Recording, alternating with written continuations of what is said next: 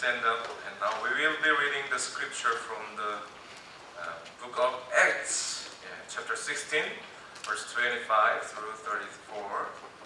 오늘 말씀은 사도행전 16장 25절에서 34절의 말씀입니다.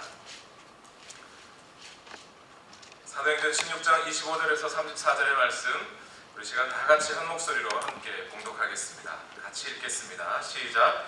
한밤중에 바울과 실라가 기도하고 하나님을 찬송하매 죄수들이 듣더라. 이에 갑자기 큰 지진이 나서 옥터가 움직이고 문이 곧 다 열리며 모든 사람의 메인 것이 다 벗어진지라. 간수가 자다가 깨어 옥문들이 열린 것을 보고 죄수들이 도망한 줄 생각하고 칼을 빼어 자결하려 하거늘 바울이 크게 소리질러 이르되 내 몸을 상하지 말라. 우리가 다 여기 있노라 하니 간수가 금풀을 달라고 하며 뛰어 들어가 무서워 떨며 바울과 실라 앞에 엎드리고 그들을 데리고 나가 이르되 선생들이여 내가 어떻게 하여야 구원을 받으리까 하거늘 이르되 주 예수를 믿으라. 그리하면 너와 내 집이 구원을 받으리라 하고 주의 말씀을 그 사람과 그 집에 있는 모든 사람에게 전하더라. 그 밤 그 시각에 간수가 그들을 데려다가 그 맞은 자리를 씻어주고 자기와 그 온 가족이 다 침례를 받은 후 그들을 데리고 자기 집에 올라가서 음식을 차려주고 그와 온 집안이 하나님을 믿음으로 크게 기뻐하니라. 아멘. You may be seated. 자리에 앉겠습니다. 가곡이나 오페라, 여러분 많이 아시는지 모르겠어요. 그런데 가곡이나 오페라 같은 것들을 잘 모르는 사람도 이 노래는 아시죠? 오 솔레미오 나나나나나. 그 뒷가사는 모릅니다. 오 솔레미오. 이 오 솔레미오라는 노래 누가 지은지 혹시 아시나요, 여러분? 저도 잘 몰랐어요. 서칭을 하다 보니까 에드아르도 디 카푸아라는 분이 지으셨더군요. 이분이 지은 곡 중에 또 하나 우리에게 유명한 곡이 하나 있는데요. 아마 노래 그 음률보다는 그 노래 리듬이나 그 음정보다는 노래 가사가 훨씬 더 우리에게 유명한 가사일 것 같아요. 창문을 열어다오. 뭐 그런 노래, 창문을 열어다오, 이런 노래가 있습니다. 우리 어떤 가곡이나 오페라의 역사 또는 우리 사람들의 노래의 역사들 중에서 가장 훌륭한 세레나데로 평가를 받는 노래죠. 그러니까 남자가 여자에게 사랑 고백을 하는 노래. 그 가사의 내용이 이거예요. 창문을 열어다오. 창문을 열면 어떻게 되죠? 물 쏟아지죠. 물 쏟아지고 돌 날아오고. 가끔씩 물도 쏟아지고 돌도 날아올 수 있고 물건이 날아올 수도 있는데 그 창문만 열린다면, 그 창문만 열려준다면 사랑하는 그 여인에게 사랑 고백을 할 수 있게 되고, 그래서 그 창문이 열리듯이 그 여인의 마음의 문만 열려진다면 평소에 그렇게 연모해 마지 않던 그 여인과 사랑을 나눌 수 있게 될 것이다. 그 마음이 열리는, 사랑하는 여인의 마음이 열리는 것을 창문이 열리는 것으로 상징해서 이야기해주는 구절입니다. 열리기만 한다는 거죠. 창문만 열려준다면 그 관계에 있어서 놀라운 변화들이 있을 것이다 하는 그런 고백입니다. 동서고금을 막론하고 남녀노소를 막론하고 사람들이란 닫힌 것보다는 열린 걸 좋아해요. 그죠? 같은 쇠라도 자물쇠보다는 열쇠가 좋죠. 락커보다는 키가 좋아요. 그렇죠? 그래서 옛날에 그 시어머니들이 며느리들한테 자물쇠를 주지 않고 항상 열쇠를 줍니다. 그렇죠? 또 어떤 사람이 새로운 지식이라든지 또 사람과의 관계가 좋아서 여러 사람을 잘 수용한다. 그러면 그 사람을 어떤 사람이라고 그러죠? 열린 사람. 열린 사람이라고 그러지 닫힌 사람이라고 하지 않아요. 누구네 집에 놀러를 갔는데 그 집 문이 닫혀 있는 것보다는 열려 있는 게 좋죠. 그래서 열려서 같이 관계를 맺는 것을 좋아합니다. 심지어 쇼핑몰에도 어떤 단어만 보면 우리가 눈이 번뜩 뜨여요. 그랜드 오프닝 하면 이제 눈이 번뜩 뜨여요. 아마 그 오프닝 하면 그 오프닝 하는 곳에 가면 뭔가 새로운 변화들이 하다못해 이렇게 사은품이라도 챙길 수 있는 변화들이 있죠. 그래서 그런지 왜 그런지는 모르겠지만 성경에서는 항상 하나님을 묘사할 때 닫는 분이라고 하지 않고 여는 분이라고 말씀해 주시죠. 하나님은 여시는 분이에요. 그래서 그 여시는 것에 따라서 무엇이든지 하나님이 열어주시면 거기에 따라 큰 놀라운 변화들이 우리 인생에 찾아온다고 성경은 분명히 이야기해주고 있어요. 시편 51편 15편에 보면 시편 기자는 하나님께서 자신의 입술을 열어주실 것을 찬송합니다. 그렇게 해서 하나님께서 내 입술을 열어주시면 내 입술이 하나님을 찬송하고 하나님의 말씀을 선포하는 입술로 변화될 것을 기대하며 이렇게 말합니다. 주여 내 입술을 열어주소서. 내 입이 주를 찬송하여 전파하리라. 주여 내 입술을 열어주십시오. 그래서 하나님은 오늘 우리가 찬양할 때 어떻게 두 번째 곡이었던가요? 이렇게 찬양했죠. Open the eyes of my heart. 내 마음의 눈을 열어주십시오. 하나님은 우리의 눈을 여시는 분이시기도 하고 닫힌 귀를 여시는 분이시기도 하고 임신하지 못하는 여인의 태를 열어주시는 분이시기도 하고 우리가 찬양할 때 우리가 하나님께 감사를 드릴 때 하나님은 그 궁정의 문을 여셔서 우리를 그 안으로 들어오게 하시는 그런 하나님이세요. 이뿐만 아니라 성경에 보면 하나님은 하늘의 문을 여시는 하나님이라고 묘사합니다. 신명기 28장 12절에는 아주 매우 위대한 축복의 말씀, 축복의 기도가 들어가 있습니다. 벌수가 안 올라오네요. 그죠? 위대한 축복의 기도가 담겨져 있어요. 그 내용이 뭐냐면 이렇게 말합니다. 신명기 28장 12절 말씀에 여호와께서 너를 위하여 하늘의 아름다운 보고를 여시사 내 땅에 때를 따라 비를 내리시고 내 손으로 하는 모든 일에 복을 주시리니 내가 많은 민족에게 구워줄지라도 너는 꾸지 아니할 것이요. 하나님이 하늘의 문을 여시고 우리에게 복을 내려주시면 그러면 어떻게 돼요? 하나님께서 하늘의 문을 여실 때 우리 인생이 어떻게 변해요? 옛날에 권사님들, 장로님들 기도하면 꼭 그렇게 하시죠. 우리 머리가 그리스도인들이 머리가 될지언정 꼬리가 되지 않게 해달라고. 그 구절이 어디 있어요? 성경에 있어요. 신명기 28장 12절에 하늘의 문을 여시고 라는 말 구절 그 바로 다음 신명기 28장 13절에 이렇게 말합니다. 여호와께서 너를 머리가 되고 꼬리가 되지 않게 하실 것이다. 하나님만 성부 하나님에 대해서만 그렇게 말하지 않습니다. 성경은 예수 그리스도에 대해서도 예수님은 문을 여시는 분이라고 말씀하세요.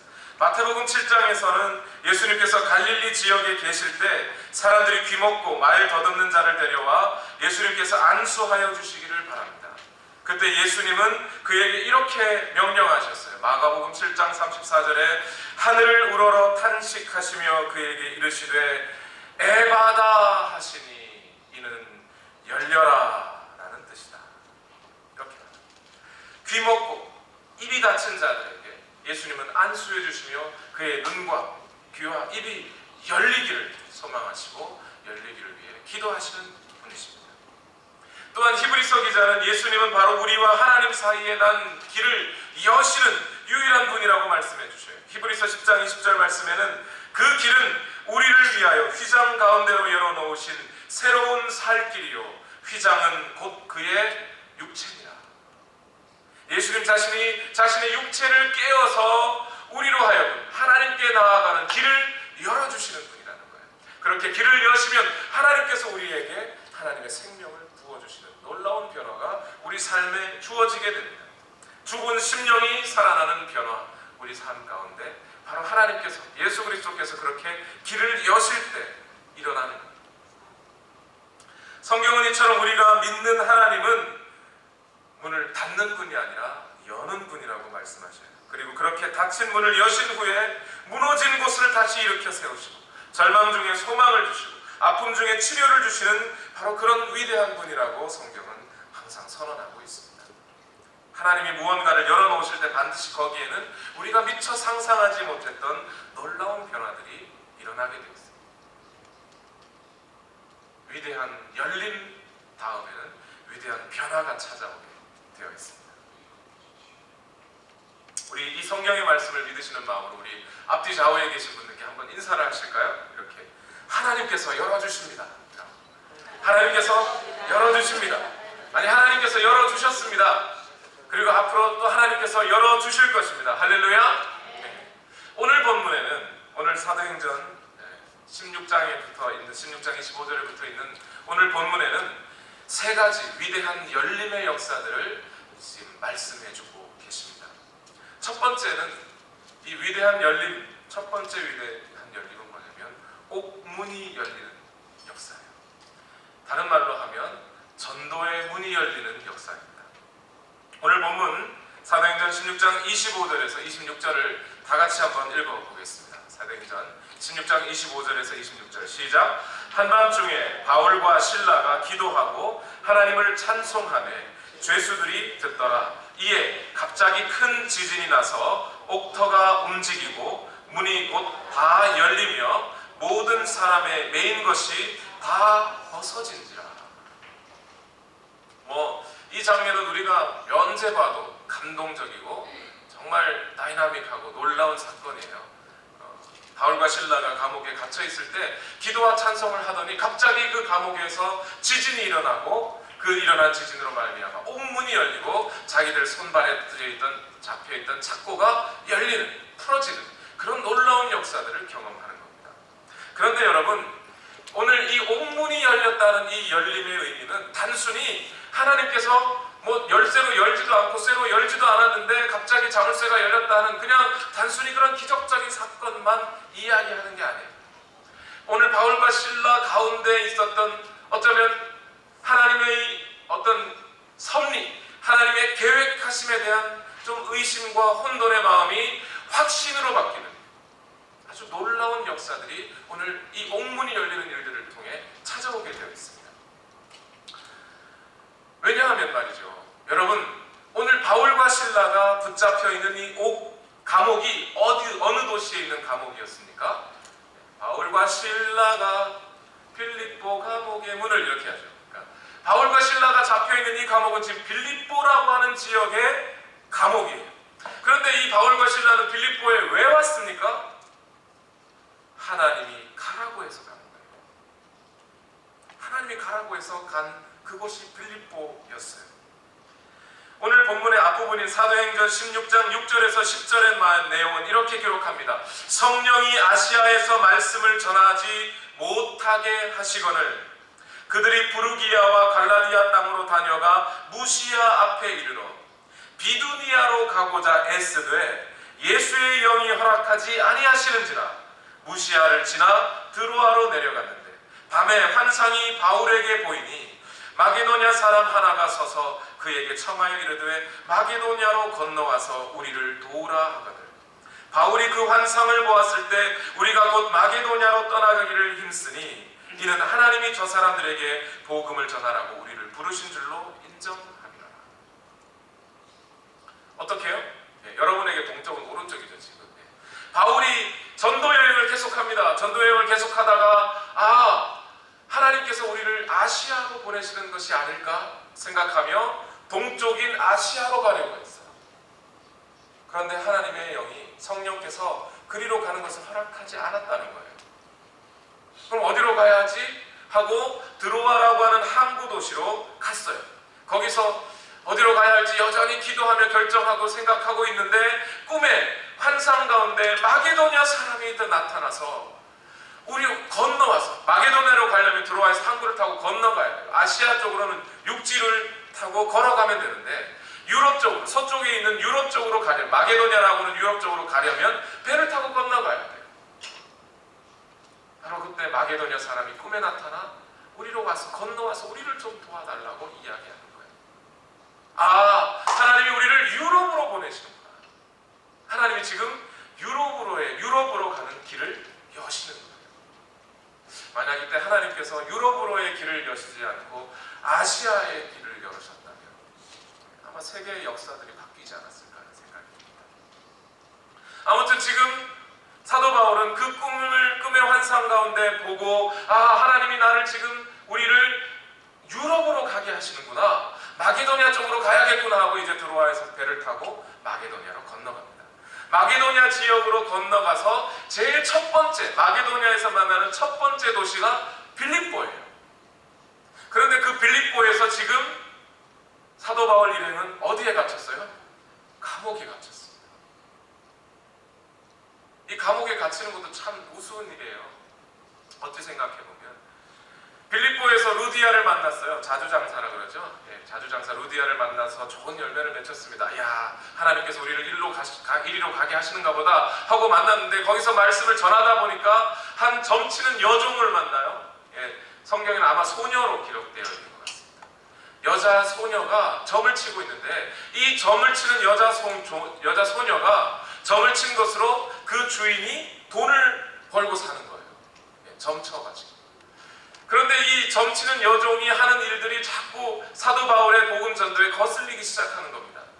그래서 결국 참다 바울이 그 여종에게 명령해서 귀신아 떠나가라 명령하고, 그 여종에게서 귀신이 떠납니다. 귀신이 떠난 여종은 점을 칠 수 있어요, 없어요? 이제 점을 못 치는 거예요. 점을 못 치니까 주인이 돈을 못 버는 겁니다. 그래서 이 주인들이 바울과 실라를 고소해버리는 거예요. 그래서 감옥에 갇혔어요. 그 감옥도 그냥 보통 감옥이 아니라 성경에 따르면 지하 감옥인 것 같아요. 아주 깊은 감옥에 가두고 착고를 세우고 간수로 하여금 지키게 하는 거예요. 자, 이제 감옥에 갇혀진 이 바울 마음속에 어떤 생각이 들까요? 하나님이 우리를 진짜 유럽으로 보내시는 게 맞을까? 그때 나타났던 마게도냐 사람이 아니고 실은 아시아 사람이지 않았을까? 어쩌면 그런 갈등이 있지 않았을까요? 하나님이 우리를 어디로 보내시는 걸까? 하나님이 우리에게 길을 여실 때 어느 길을 여시는 것일까? 하나님께서 우리를 마게도냐로 보내셔놓고는 왜 갑자기 이렇게 감옥 안에 갇히게 하시는 것일까? 심한 갈등 중에 있습니다. 바로 그때 바울의 위대함이 여기서 나타나요. 이런 갈등 중에 우리는 보통 어떻게 생각할까요? 감옥에 갇혔어요. 그냥 여러분, 감옥에 갇힌 사람이, 강도가 감옥에 갇히면 당연해요. 근데 전도자들이, 복음을 전하는 자들이 감옥에 갇힌 거예요. 목사가 감옥에 갇혔다고요, 여러분. 이건 하나님의 뜻이 아닌가 보다. 할 게 보통 사람들의 생각 아닙니까? 근데 사도 바울은 거기서 기도합니다. 그 감옥 안에서 기도하고 있어요. 이 사도 바울의 기도는 무슨 내용이었을까요? 뭐라고 기도했을까요? 하나님, 감옥의 문을 열어주십시오, 이렇게 기도했을까요? 제 생각은 그렇지는 않을 것 같아요. 사도 바울의 평생의 소원이 있다면, 변화받은 사도 바울의 평생의 소원이 있다면 그것은 바로 전도의 문이 열리는 거예요. 제가 그렇게 생각하는 이유가 제 추측이 아니라 성경에 나와 있습니다. 골로새서 4장 3절에 사도 바울은 계속해서 성도들에게 편지하면서 중보의 기도를 부탁할 때 이렇게 부탁해요. 또한 우리를 위하여 기도하되 하나님이 전도할 문을 우리에게 열어주사 그리스도의 비밀을 알게 말하게 하시기를 구하라. 내가 이것을 인하여 매임을 당하였노라. 감옥에 있으면서도 감옥의 문을 열어달라고 기도하기보다는 지금 사도 바울은 전도의 문을 열어달라고 기도를 부탁하는 거예요. 에베소 교회에 편지할 때도 이렇게 기도합니다. 또 나를 위해 구할 것은 내게 말씀을 주사 나로 입을 열어 복음의 비밀을 담대히 알리게 하옵소서 라고 기도하라는 거예요. 아마 지금 사도 바울은 그 빌립보 감옥에서 이렇게 기도한 것 같아요. 하나님이 우리로 하여금 마게도냐로 유럽으로 가는 길을 여셨으니 오늘 내가 전도할 문을 열어주십시오. 전도의 문을 열어주십시오. 그렇게 기도하며 찬양했던 것 같아요. 그러니까 감옥의 문이 딱 열렸을 때 사도 바울이 막 뛰쳐나갔어요. 감옥의 문이 열리는 것을 위해서 기도했다면 감옥의 문이 열렸을 때 할렐루야 감사합니다 하고 빨리 나가야죠. 근데 감옥의 문이 열렸어도 나가지 않았어요. 왜요? 전도의 문이 열리는 것을 확인하고 싶어요. 여러분, 하나님께서 감옥의 문을 여실 때 사도 바울 안에 있었던 갈등과 혼돈이 분명한 확신의 문으로 열리듯이 오늘 여러분 기도하실 때 오늘 여러분 가운데 환경이 열리고 그 환경이 열리는 가운데 여러분의 믿음이 더욱 확실한 믿음 안으로 나아갈 수 있다는 변화를 여러분 오늘 그 변화가 오늘 여러분 가운데 일어나기를 축원합니다. 하나님은 우리의 기도를 들으시고 전도의 문을 여시는 하나님이십니다. 두 번째, 오늘 본문에 나와 있는 두 번째 위대한 오프닝, 그랜드 오프닝이 하나 더 있습니다. 그건 뭐냐면 간수의 마음이 열리는 열림이에요. 하나님은 전도를 위한 환경을 열어주심과 동시에 전도 받는 사람, 그 사람의 마음도 열어주시는 하나님이세요. 오늘 본문 사도행전 16장 27절에서 30절 말씀을 다 같이 한번 읽어볼까요? 시작. 간수가 자다가 깨어 옥문들이 열린 것을 보고 죄수들이 도망한 줄 생각하고 칼을 빼어 자결하려 하거늘 바울이 크게 소리질러 이르되 내 몸을 상하지 말라 우리가 다 여기 있노라 하니 간수가 등불을 달라고 하며 뛰어들어가 무서워 떨며 바울과 실라 앞에 엎드리고 그들을 데리고 나가 이르되 선생들이여 내가 어떻게 하여야 구원을 받으리까. 오늘 간수의 심정 가운데 찾아온 이 변화 자체가 여러분 감옥 문이 열리는 것보다 더 큰 열림입니다. 여러분 간수는 어떤 사람이에요? 감옥 문을 닫아야 하는 사람이에요. 죄인들을 그 감옥 안에 가두어야 하는 사람이에요. 그런데 이 사람이 아마 그렇게 지금 사회적으로 신분이 높은 사람은 아니었을 거예요. 그래서 감옥의 간수로서 그 감옥을 지키는 자로 있는 거겠죠. 그리고 거기서 나오는 돈을 받고 살아가는 사람일 겁니다. 그런데 이 사람이 피곤해서 그랬는지 원래 저녁 시간이라서 그랬는지 모르겠지만 자다가 갑자기 천둥 치는 소리가 나서 깨어보니까 감옥 문이 다 열려 있는 거예요. 이 사람에게 찾아온 걸 두 단어로 뭐라고 그러죠? 그 심정 가운데 두 단어로 멘붕이라. 멘탈이 붕괴. 오죽이나 멘붕이 됐으면 성경에 보니까 뭐라고 돼요? 자결하려, 그 자리에서 죽으려고 자결하려고 했다는 거예요. 자기가 자신의 임무를 완수해야 하는데 그 임무를 완수하지도 못했고 이제 상부에 보고해봐야 죽을 목숨 받게 되지 않는 거예요. 당장 그 사람들이 죽이지 않는다 하더라도 자기는 직업에서 이것을 떠나야 되는 거예요. 어떻게 합니까? 가족들 먹여 살릴 돈도 벌지 못하는 거예요. 죄인들을 다 풀어놔줘버린 그런 간수를 누가 다시 써주겠습니까? 그러니 이제 죽겠다. 자결하려고. 바로 그때 바울과 실라가 다급해버립니다. 죽지 마라! 우리가 아직 여기 있다. 걱정하지 마라. 두려워하지 마라. 우리가 아직 여기 있다. 우리 아직 안 나가고 있다. 죽지 마라. 사도 바울과 실라에게는 뭐가 열려있어요? 이제 하나님이 전도의 문을 여시는구나. 감옥의 문 말고 전도의 문을 여시는구나. 바로 저 사람에게 하나님이 문을 여시려고 하시는구나. 바울과 실라의 눈에 보입니다. 그리고 간수가 깜짝 놀랍니다. 다 도망간 줄 알았는데 아주 중요한 죄수 둘이 남아있는 거예요. 그 감옥 안에 누가 더 있었는지는 모르겠어요. 그러나 중요한 죄수 2명, 두 사람이 있어요. 얼른 뛰어들어가서 무릎을 꿇고 이 죄수 2명을 뭐라고 부르죠? 선생님. 이렇게. 조금 전까지, 잠들기 전까지 그 사람들은 누구였어요? 죄인이었어요. 가둬둬야 하는 사람이었어요. 그런데 뭔가 열리기 시작하면서 하나님이 그 마음을 열기 시작하면서 변화가 찾아오는 거예요. 죄인이 선생님으로 바뀌고 가두어 두어야 할 자가 이제 풀어서 나에게 말씀을 가르쳐 줄 자로 변화되기 시작합니다. 간수의 마음이 열리니까 변화가 찾아오기 시작합니다. 그리고 결정적인 한 가지 질문을 하죠. 내가 어떻게 해야 구원을 받겠습니까? 내가 어떻게 해야 구원을 받겠습니까? 여러분 이 질문이요, 전도하는 사람의 입장에 얼마나 감사한 질문인지 여러분 아시나요? 전도하는 여러분 많이 해보셨을 줄 알아요. 근데 전도하는 과정에 여러분 내가 어떻게 해야 구원을 받을까요? 이 질문을 받는 평생에 한번 받을까 말까 하는 질문이에요. 사실 대부분 다 가세요. 어디서 예수쟁이들이 문도 안 열어줘요. 그런데 찾아와서 무릎 꿇고 내가 어떻게 해야 구원을 받겠습니까? 이 질문을 하는 것 자체가 이미 간수의 마음은 열려 있어요. 벌써 하나님께서 열어주셨어요. 그 지진과 함께 옥문이 열리는 것과 함께 간수의 마음도 아마 열려졌는지 모르겠습니다. 그리고 그 간수의 마음에 변화가 찾아옵니다. 하나님은 옥문도 열시지만 전도 받는 사람의 마음도 열어주시고, 세 번째입니다. 그랜드 오프닝, 세 번째. 그것은 간수, 그 간수의 마음이 열리는 것과 함께 또 하나가 열렸어요. 뭐가요?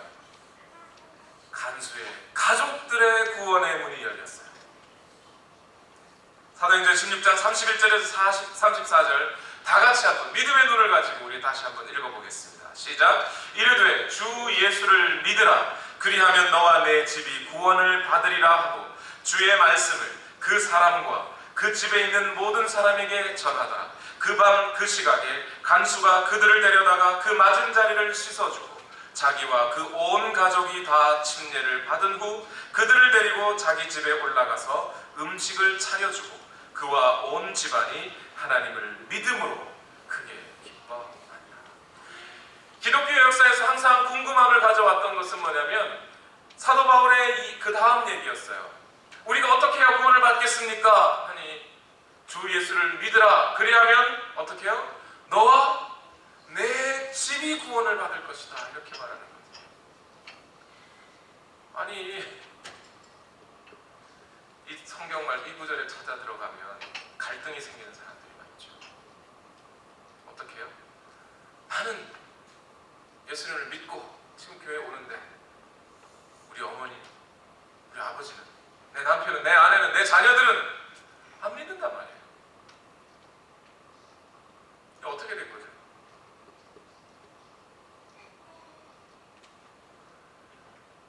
목회를 하면서 또 사역을 하면서 특히 중보기도 사역을 하면서 많은 사람들의, 우리 특히 많은 성도님들의 갈등과 고통이 바로 이 두 번째와 세 번째 열림 사이에 있다는 걸 발견했습니다. 많은 분들은 나는 예수님을 믿는데, 나는 구원을 받았는데 내 가족은 어떻게 해야 되나요? 내 가족은 안 믿는데 어떻게 해야 되나요? 성경은 분명히 너와 내 집이 구원을 받는다고 하셨는데 내 자녀들은 어떻게 해야 되나요? 거기에 대한 갈등이 많았어요. 특히 중보기도 사역을 하면서 중보기도 할 때 기도 사역의 기도 요청의 카드들을 쭉 읽어보면요, 약 40% 기도 요청하는 내용의 약 40%에서 50% 사이는 육체적인 질병에 대한 고백이 많아요. 뭐가 어디가 아픈데 낫기를 위하여 기도합니다 하는 것이 많았습니다. 그 다음으로 많았던 것이 가족들의 구원 문제였어요. 정말 많은 그리스도인들이 가족들의 구원의 문제에 있어서 너무 고민하고 힘들어하고 있구나, 고통스러워하고 있구나, 그것을 발견하게 됐습니다. 어떻게 하면 이 하나님의 말씀, 너와 내 집이 구원을 받을 것이다 하는 이 말씀이 오늘 우리의 삶에 이루어질 수 있게 할 수 있을까? 거기에 대한 고민이 저에게 정말 많았습니다.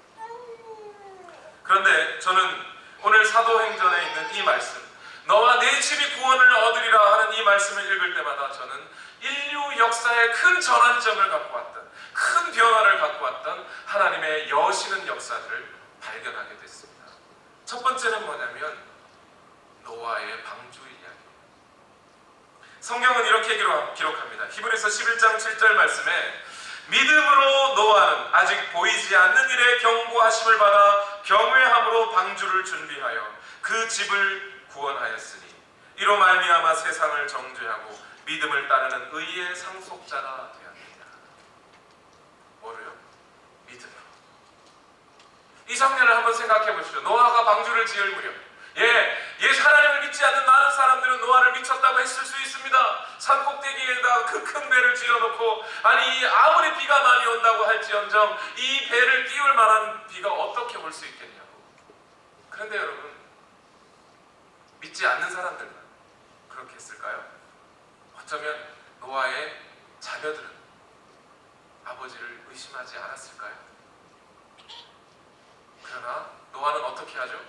끝까지 믿음을 가지고 하나님께서 비를 내리실 것이라 아무도 믿어주지 않는, 비가 오긴 오겠지만 그 큰 배를 띄울 만큼의 비는 오지 않을 거라고 생각하는 사람들 반대로 분명히 하나님이 약속하셨으니 배를 띄울 만큼의 비가 내리고도 나음이 있을 것이라는 그 믿음 가지고 끝까지 배를 짓습니다. 그 믿음이 없는 자녀들이 있을 수 있어요.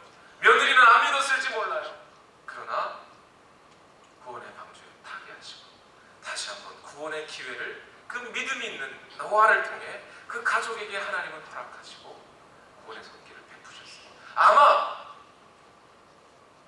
적어도 그 비가 오는 중에 그 아들들은 믿었을 거예요. 믿음이 돌아섰을 거예요. 아버지가 한 게 맞구나. 아버지가 한 말이 맞구나. 아버지가 전해준 하나님의 음성이 맞구나 하고 돌아섰을 거예요. 끝까지 믿음을 지켰을 때 그 가족을 하나님께서 구원해 주고 계십니다. 이게 무슨 교리적으로 이해하면 말이 안 돼요, 여러분. 내 믿음으로 제가 구원받는다는 거예요. 이게 무슨 부인의 치맛자락 붙잡고 남편이 그 하늘나라 올라가는 선녀와 나무꾼 같은 이야기가 아니라, 그냥 교리적인 이야기가 아니라 하나님의 현재 실제라는 거예요. 하나님께서는 믿음 있는 여러분을 보시고 그 구원의 섭리 가운데 여러분의 가족들을 구원할 계획을 갖고 계신 하나님이세요. 하나가 더 있어요. 6월절 사건을 보면 우리가 또 확실하게 알 수 있습니다. 히브리서 12장 3절 말씀에 너희는 출애굽기 12장 3절 말씀에 너희는 이스라엘 온 회중에게 말하여 이르라 이달 열흘에 너희 각자가 어린 양을 잡을지니 어떻게 잡아요? 각 가족대로 그 식구를 위하여 어린 양을 취하라. 어떻게 해요? 각자 개인대로 양을 취하라? 아니에요. 가족대로 취하라는 거예요. 혹시 여행하는 자가 있고 나그네가 있으면 불러라. 그리고 그 사람에 맞도록, 가족 구성원에 맞도록, 가족에 맞도록 양을 취해라. 그리고 그 양을 잡고 먹으면서 그 피를 너희 집 문설주에 발라라. 그러면 죽음의 사자가 너희 집을 넘어갈 것이다. 아마 그 집을 한번 여러분 상상해보세요. 그 집 안에 에이, 피를 바른다고 어떻게 죽음의 문 사자가 넘어가? 그런 게 있을 수 있어. 꼭 양을 잡아야 돼? 그런 가족이 없었을까요? 있었을 겁니다.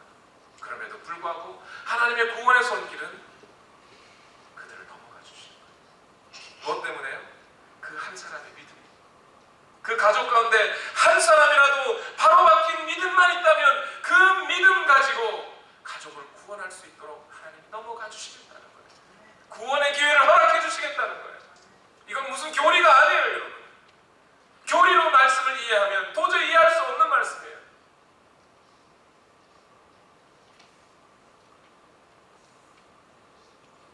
오늘 본문에도 마찬가지예요. 그런데 여러분, 오늘 여러분 믿음을 가지신 여러분 가족 가운데 혹시 믿음이 없어서 고달파하시고 힘들어하시는 여러분, 그런데 여러분이 한 가지 하셔야 할 것이 있어요. 여러분의 가족의 구원들을 위해서, 여러분의 식구들이 구원받는 일을 위해서 여러분이 하셔야 할 것이 있다는 거예요. 그것은 뭐냐면 여러분들의 가족에게 복음을 전하는 일입니다. 단순히 교회 와라, 교회 열심히 다녀야 돼, 이게 아니라 여러분의 입술로 구원의 말씀을 전해야 합니다. 어떻게 해요? 노아는 끝까지 믿음으로 방주를 짓고 하나님의 뜻을 자녀들에게 전해 주어야 해요. 6월절의 사건에서 믿음 있는 식구 한 명은 자기 집 문설주에 피를 발라야 합니다. 그리고 모세가 전해준 이야기를 자기 가족들에게 전해줘야 해요. 집을 나가지 마라. 오늘 밤만은 여기에 있어야 해요. 라고 가르쳐 주어야 해요. 그래야 그 사람들이 죽지 않습니다.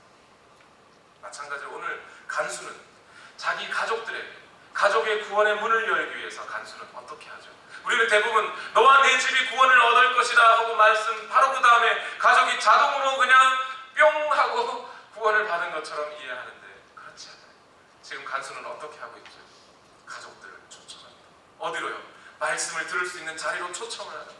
사도 바울과 신라가 있는 그 자리로 가족들을 데려왔다고 하고 있어요. 그리고 다시 바울과 신라를 자기 집에 모셔다가 그들을 씻기고 그들에게 음식을 대접하며 선을 행하고 다시 그 자기의 가족들에게 믿음의 말씀을 전해달라고 하고 침례받는 일까지 진행하는 거예요. 여러분들이 여러분의 가족들에게 복음을 전해서 오늘 당장 안 들을 수 있어요. 오늘 당장 그 하나님을 나는 믿을 수 없다고 말할 수 있어요. 그 가족들. 그러나 하나님의 구원의 섭리 속에는 여러분이 하나님을 향한 바른 믿음을 갖고 있을 때 여러분의 가족들, 여러분의 부모님이든 남편이든 아내든 여러분의 자녀들이든 아니면 친구 친척이든 관계없이 오늘 여러분에게 속한 여러분의 가족들을 반드시 구원의 길로 인도하실 거라는, 구원의 문을 여실 것이라는 것을 성경은 반드시 약속하고 있다는 것을 여러분 믿으셔야 합니다. 목회자로서 또 사역자로서 많은 성도님들이 가족들의 구원의 문제를 놓고 걱정하는 것을 보면서 제 마음에 계속 기도하고 있었습니다. 어떻게 해야 할까? 내가 어떻게 하는 것이 오늘 우리 성도님들을 도와줄 수 있는 길일까? 어떻게 해야 하는 것이 잘하는 것일까? 그렇게 고민하다가 한 가지 아이디어를 냈습니다. 그게 뭐냐면 가족 초청 예배를 드려야겠다라고 생각하는 겁니다. 아직 믿지 않는 가족들을 위해 여러분의 가족들을 초청하는 길을 열어드릴까 생각합니다. 여러분들이 그냥 가족들을 초청하면 교회 와봐, 예배 드려야 돼, 하나님 믿어야 돼 라고 말하면 잘 안 따라오죠.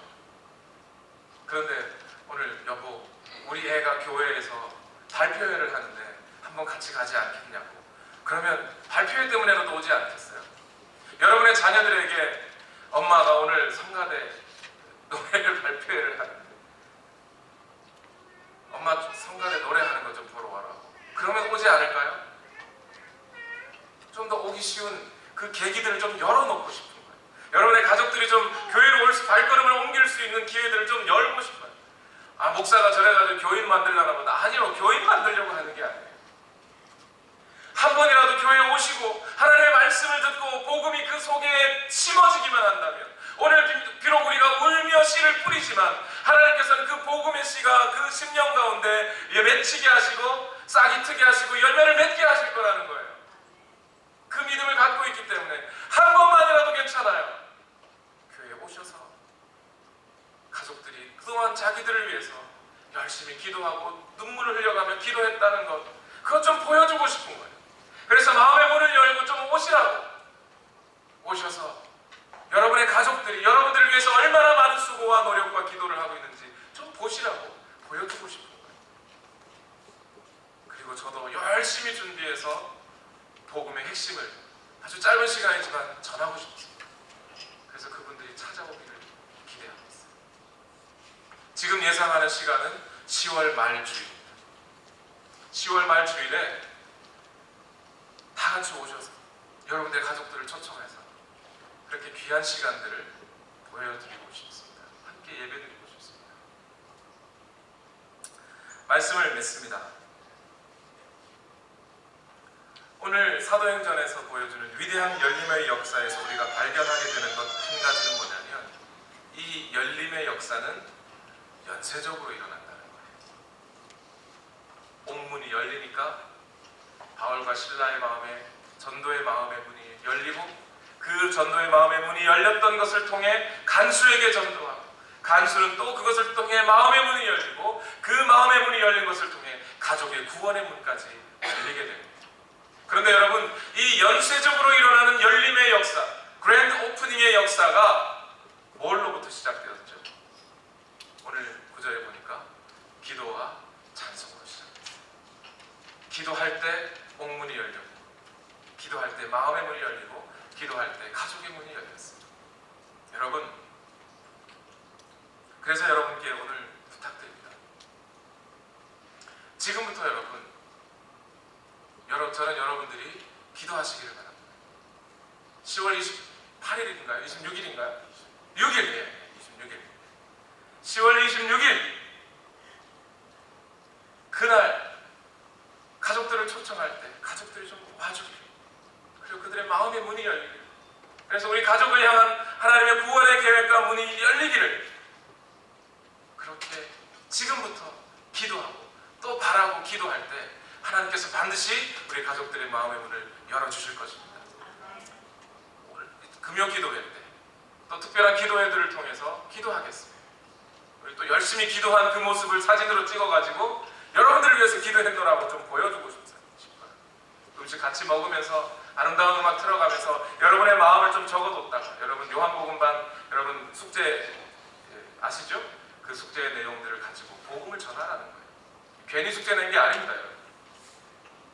요한복음을 읽고 여러분들이 갖고 깨달았던 느낀 점들을 적어놓으라고 한 것, 괜히 적으라고 한 게 아니에요. 그 적은 거 가지고 복음을 전하라는 거예요.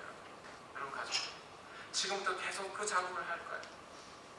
여러분, 이 사역에 여러분 함께 동참해 주시기를 부탁드립니다. 그리고 지금 같이 기도했으면 좋겠습니다. 기도하겠습니다. 우리 시간 다 같이 한 목소리로 함께 기도합시다.